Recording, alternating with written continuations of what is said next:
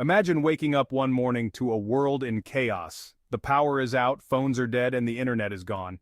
News trickles in of a catastrophic event, a massive cyber attack, a global pandemic, an economic meltdown. The cause hardly matters anymore. The old rules no longer apply.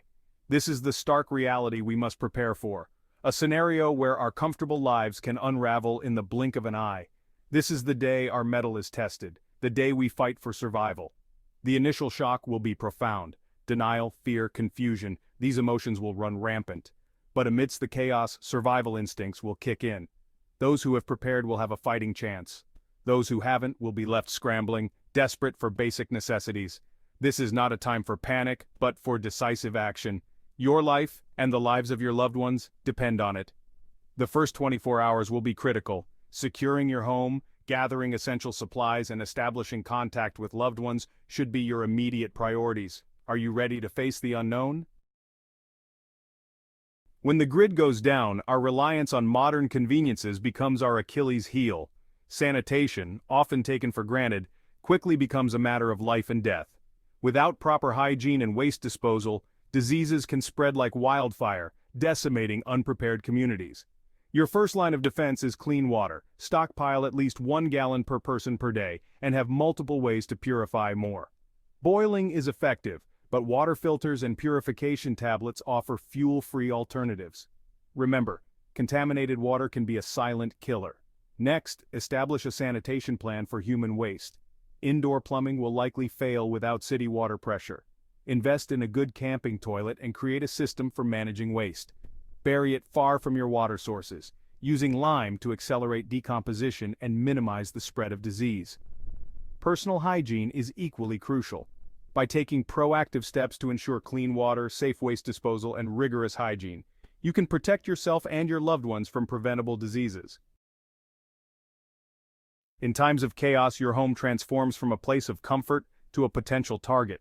Desperate individuals driven by hunger and fear may resort to looting and violence to secure resources. Fortifying your home is not about becoming a fortress, but about establishing a secure perimeter and deterring opportunistic criminals. Start by reinforcing entry points. Doors should be solid core and secured with heavy-duty deadbolt locks. Consider adding door jamb reinforcement and security bars for added protection. Windows are vulnerable points, so install security film or board them up for added security. Next, create layers of defense. Thorny bushes planted beneath windows can deter intruders, while motion-activated lighting can expose them before they reach your walls. A well-placed security camera system can provide valuable intelligence and deter potential threats. Remember, home defense is not just about physical barriers, but about creating a secure environment. Your goal is not to engage in combat, but to deter threats and protect your family.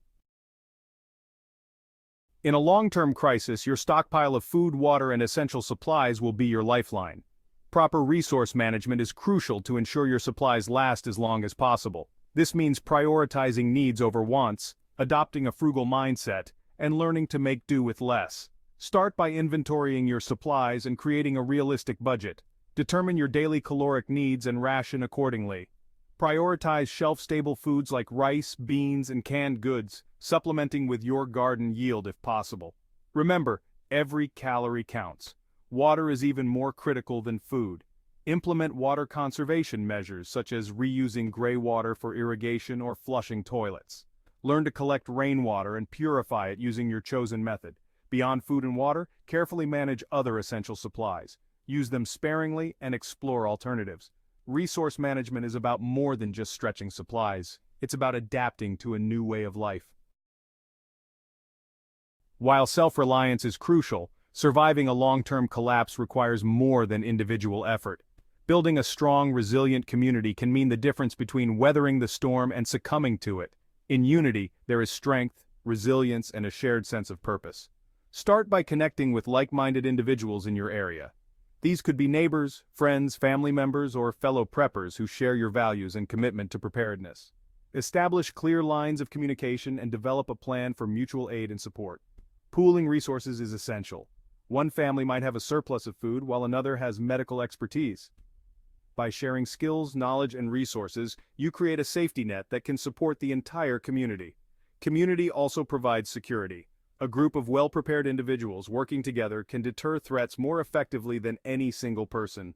Beyond practical benefits, community offers emotional support and a sense of belonging. Remember, we are stronger together. When the grid goes down, so too do the communication networks we rely on. Cell phones become useless bricks, internet access disappears, and the outside world goes silent. In this information vacuum, ham radio becomes an invaluable tool for gathering intelligence, coordinating with others, and maintaining a lifeline to the outside world. Unlike cell phones and the internet, ham radio operates independently of centralized infrastructure. By transmitting and receiving radio waves, ham operators can communicate over long distances, even without cell towers or internet service. This makes it an ideal communication method in emergencies and disasters. Investing in a ham radio is a wise decision for any prepper. Beyond individual communication, ham radio offers access to a vast network of operators who share information, provide support, and coordinate relief efforts during emergencies. In a world gone silent, ham radio can be your voice, connecting you to vital information and a community of like-minded individuals. In the wake of a catastrophic event, many will look to the government for guidance and assistance. While the government has a role to play in disaster response, it's crucial to have realistic expectations about what they can and cannot do. Over-reliance on government aid can be a fatal mistake. In the initial days and weeks following a collapse, government response will likely be overwhelmed and disorganized. First responders will be stretched thin, communication networks may be down, and aid distribution will be slow and chaotic. Don't expect immediate rescue or a swift return to normalcy. Furthermore, the government's priorities may not align with your own. Their focus will be on maintaining order, restoring critical infrastructure, and providing aid to the largest number of people possible. This may come at the expense of individual needs and liberties. The key takeaway is this: while the government may provide some assistance, your survival is ultimately your responsibility. Be self-reliant, resourceful, and prepared to weather the storm with minimal external support. In a world on the brink, the potential for nuclear disaster looms large. Whether it's a terrorist attack, an accidental launch, or a deliberate act of war, the consequences of a nuclear detonation are catastrophic and far-reaching. Understanding the risks and taking appropriate precautions is crucial for any prepper. The immediate effects of a nuclear explosion are well documented: a blinding flash of light, a devastating shockwave, and intense thermal radiation that can ignite fires for miles. But the long-term consequences are equally concerning: radioactive fallout, contaminated water supplies, and widespread health problems. Seek shelter immediately in a basement or other underground structure.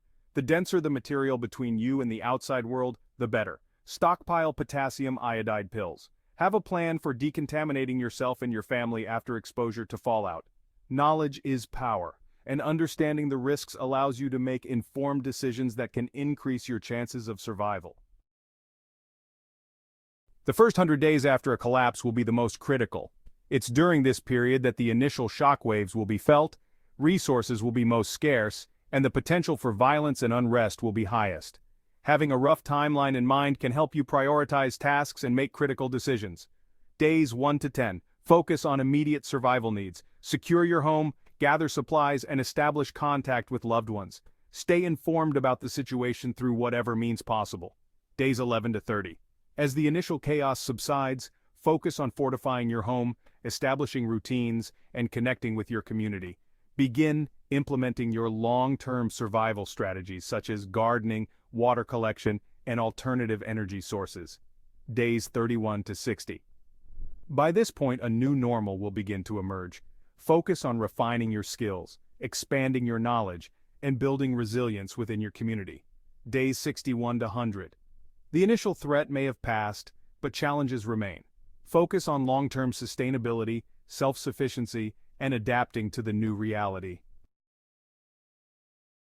While stockpiling food, water, and supplies is essential, the most important preparation for any survival situation is mental fortitude.